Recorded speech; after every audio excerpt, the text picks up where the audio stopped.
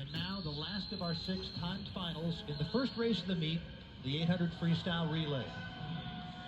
Fittingly, the two rivals are side by side. The Texas Longhorns are in lane 2 and the California Golden Bears in lane 4.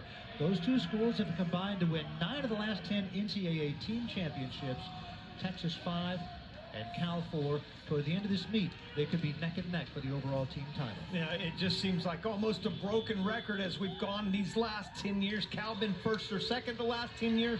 And you know Texas and what they're capable of doing. They've won 14 national titles under Coach Eddie Reese, and we've got a lot of really interesting storylines. Can Texas break the record for the fastest relay in history? And then you've got these two guys, the biggest stars of the meet potentially. Shane Casas comes in ranked first in 3 different events. Kieran Smith comes in ranked first in 2 of 3 events. They are huge stars on the horizon, Rich, and maybe even Tokyo this summer in the Olympic Games. And Shane Casas with a chance to win 3 individual events. He just the 4th since 2000 to do that at one NCAA championship. But right now, keep your eye on Kieran Smith in lane number 8, the second fastest in history in the 200 free.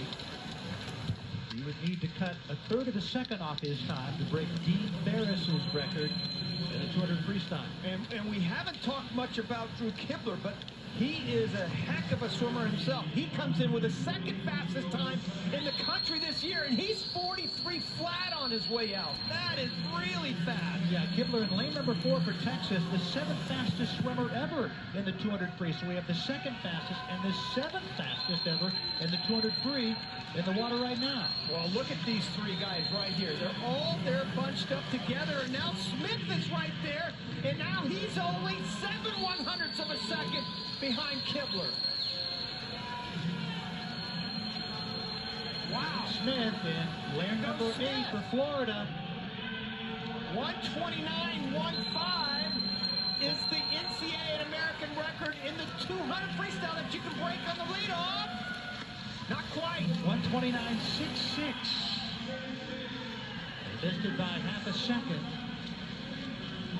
And he hands it off to Trey Freeman, sophomore for the Gators. Got our attention now to the Texas Longhorns in lane number 4. Drew Kibler has handed it off to Austin Katz, and the NCAA record in the 800 freestyle relay, 6:05.08. Texas right now is running 3rd.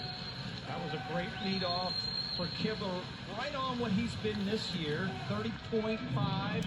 Casas right there, 30.6. So they're not out of it. Texas got a little room to make up here. They're in lane number 4, right there. Mark Beal for Texas A&M has the lead in lane number 6, ahead of Trey Freeman of Florida in lane 8 at the top. Well, to note, A&M is going with their 2 best swimmers. Thiel and Casas are their very best. So they're going to tail off a little bit, and the other team should be able to at least inch up on them. They don't come with a lot of depth. They only have 6 swimmers here. So it's not a team that has the 16 to 20 kids that a Cal or Texas will bring. So it is top-loaded at the front half for Casas and Thiel and A&M. But they build about a body length thing. The question is Texas. They do not look good right now with their second leg. Mark Beal hands it off to Coco Brananov. At the top for Florida, Alfonso Mestre takes over for Trey Freeman. Carson Foster, great freshman for Texas, in the water in lane number 4. At the bottom, an excellent freshman backstroker, Destin Lasco, the 3rd leg of the 800 freestyle relay.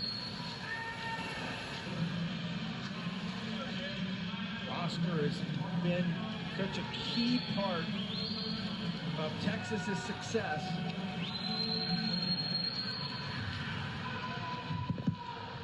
He's just a freshman,